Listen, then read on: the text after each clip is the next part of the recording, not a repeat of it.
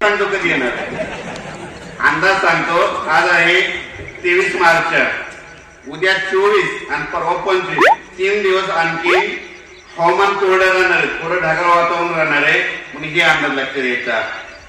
25 मार्च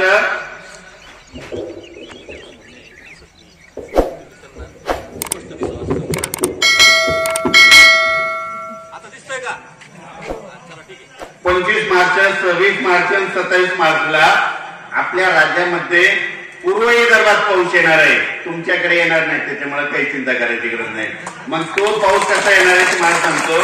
तो पाऊस पडणार आहे अक्कलकोटला पडणार आहे, देगलूरला पडणार आहे, नांदेडला पडणार आहे, यवतमाळला पडणार आहे, चंद्रपूर जिल्ह्यात देखील पडणार आहे, नागपूरला पडणार आहे, वर्ध्याला पडणार आहे, म्हणजे पूर्व विदर्भात पडणार आहे, तुमच्याकडे पडणार नाही। फक्त तुम्हाला ढगाळ वातावरण राहणार आहे म्हणून हे अंदाज लक्षात घ्यायचा। त्यानंतर 28 मार्च, 29 मार्च आणि 30 मार्चला परत हवामान कोरडं राहणार आहे आणि 31 आणि 1 एप्रिलला परत पुन्हा राज्यामध्ये पाऊस येणार आहे।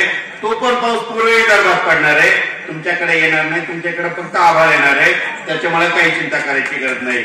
त्याच्यानंतर परत सर्व शेतकऱ्यांना सांगितलं मागे दिलेल्या अंदाजानुसार सर्व शेतकऱ्यांनी गहू हरभरा सगळ्या काही गोष्टी काढून घेतल्या, पण सर्व शेतकऱ्यांना ज्यांची पेरणी उशिरा झाली त्यांना एक सांगू इच्छितो, तुमचा गहू हरभरा आता राहिला असं 5 एप्रिलच्या अगोदर काढून घ्या, कारण की 5, 6, 7, 8 एप्रिलला परत आता जसा पाऊस पडला तशी पावसाची शक्यता आहे म्हणून हे अंदाज लक्षात घ्यायचा।